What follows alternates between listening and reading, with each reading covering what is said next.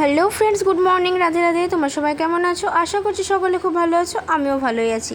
তারপরে দেখো, ষষ্ঠীতে মিঠাই সোনা মানে পাশের বাড়িতে এসেছিলো, মানে মানুষই বেশি ছেলে এটা, তো ওই জন্য ওকে আমাদের বাড়িতে নিয়ে এসেছিলাম। এই যে দেখো কতটা বড় হয়ে গেছে, মানে সব কথা শিখে গেছে, 2 বছর 3 মাস বয়স। দেখো এখন আমার বুনুর পুতুল নিয়ে খেলা করছিল। তারপরে আমার মা ভেঙেছিল কাঁঠাল।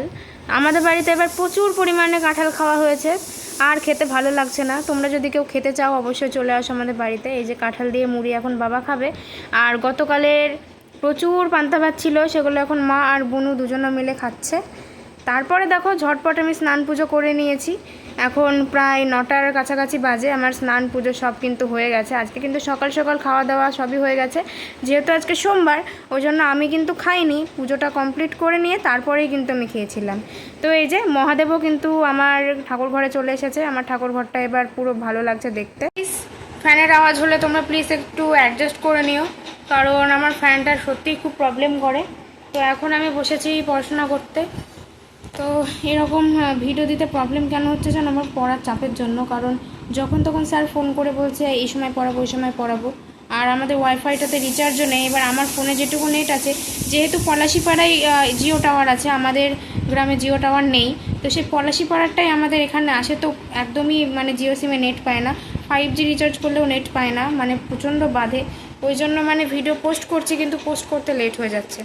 তো যাই হোক, তোমরা কিছু মনে করো না, আমি যথেষ্ট পরিমাণে ভিডিও দেওয়ার চেষ্টা করছি, কিন্তু ওয়াইফাইটা বাবা আর আজকে রিচার্জ মারার কথা আছে, মেনে নিক, তারপরে তোমরা আবার নতুন নতুন ব্লগ দেখতে পাবে। তো যাই হোক, কালকে এডুকেশনের পড়া রয়েছে, প্লাস ইতিহাস পড়া রয়েছে, তো পড়াগুলো ঝটপট করে নিই। রাত হয়ে গেল, আর দেখতেই পাচ্ছি আমার চোখগুলো ফুলে গেছে। অ্যাকচুয়ালি আমার এত পরিমাণে ঘুম আসছে আজকাল, কি বলবো। মানে কালকে দুপুরবেলা পড়া ছিল, এবার 2টোর সময় আমার প্রচণ্ড পরিমাণে ঘুম আসে। আমি যদি ফোনও দেখি, হাত থেকে ফোন পড়ে যায় ঘুমে ঢুলে।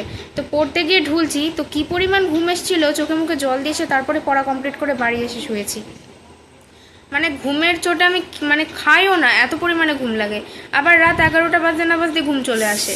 তারপরে দুপুর 2টো থেকে আজকে প্রায় টানা 5টা সাড়ে 5টা অবধি ঘুমিয়েছি, ওই জন্য চোখ মুখ পুরো ফুলে গেছে। তাও উঠছিলাম না, আমার একটা বান্ধবী আমাকে টেনে এসে তুললো। তো যাই হোক, ভিডিওটা কেমন লাগলো অবশ্যই জানিও। ভালো লাগলে লাইক, কমেন্ট, শেয়ার এবং সাবস্ক্রাইব করে সঙ্গে থেকো। টাটা। কি